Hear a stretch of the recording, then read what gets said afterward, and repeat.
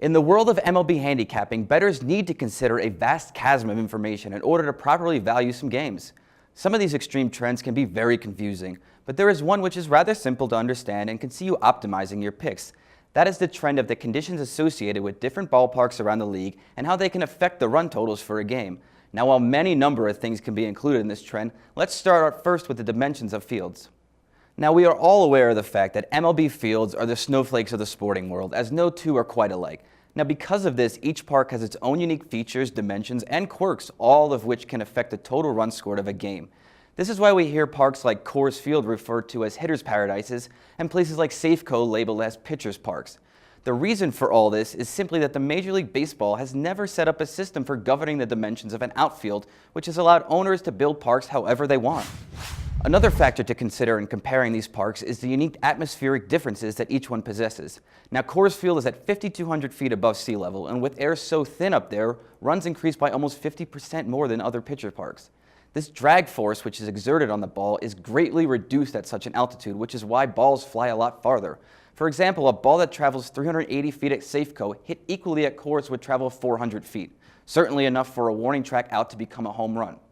Now, conversely, the weather in Seattle has a noticeable effect in keeping the ball in the park at Safeco. As discussed in Robert Adair's The Physics of Baseball, a hit ball carries best in hot and humid weather. Now, Seattle has two real climates during baseball season, hot and dry or cool and humid. Even after the wall was moved in at Safeco in 2013, in turn raising the offense 17%, the under is still 25-11-1 there. So how can we apply all of this to handicapping a run total? Now let's stick with using Coors and Safeco as our two extremes of hitting and pitching friendly parks.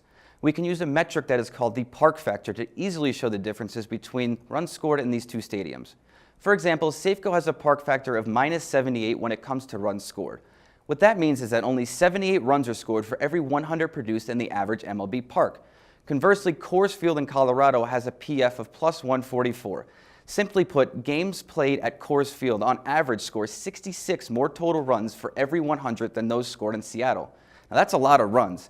So if a game against Colorado and Seattle happens at Safeco, same pitchers, same lineups, etc., we would be much more likely to see a significantly lower score on average than one at Coors.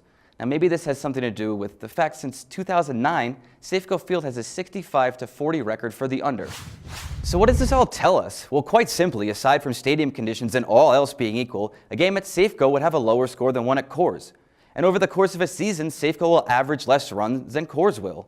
And the under has a great record in Seattle, while Coors is an over-the-line paradise. Doesn't matter who is playing, doesn't matter how good or bad the teams are, the trends are consistent. And consistency is something that you need to focus on next time you're looking to play a close run total.